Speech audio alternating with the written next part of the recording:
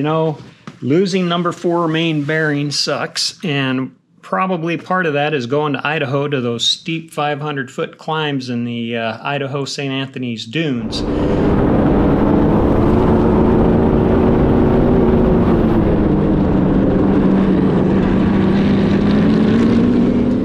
One thing I did notice is I just had the factory sump in this pan.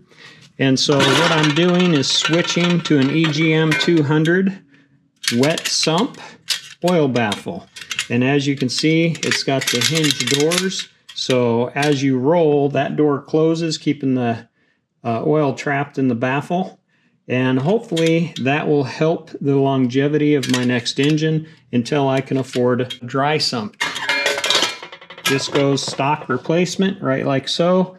Put the bolts in, torque them down, done deal. We'll try it out and we'll see what happens. Okay, so we've got the engine reinstalled with the new bearings and I'm getting ready to fire it up.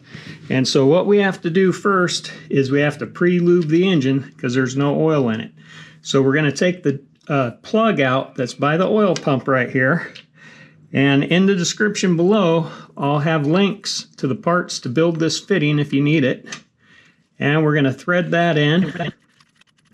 So thread that in and then snug it down.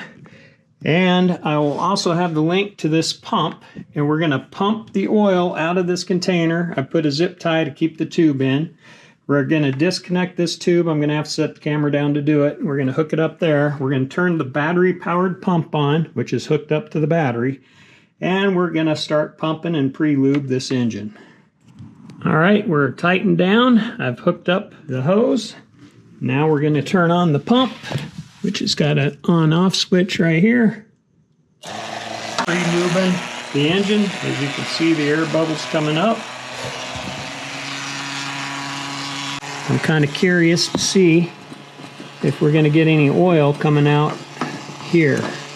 All right, just to let you know how good this works, you can see that the oil is coming up out of the upper filter.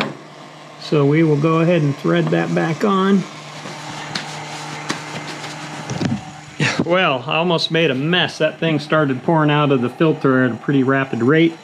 So I had to hurry up and set you down and get that filter tightened back up so we know for a fact this thing is pushing oil through the entire engine. While that is pumping, we want to rotate the engine over by hand. I got all the plugs out so it's not too hard to rotate. This will just kind of get everything lubed up.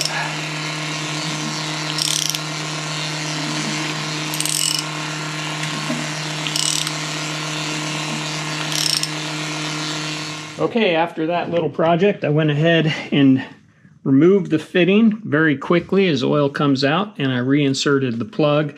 And now I will finish adding oil. I went ahead and ran a gallon through there and slowly cranked, as you saw. And I'll add the rest of the oil through the oil fill port. Now we're going to fire it up. And now I want to show you what the oil pressure should be looking like. Let's turn on some lights.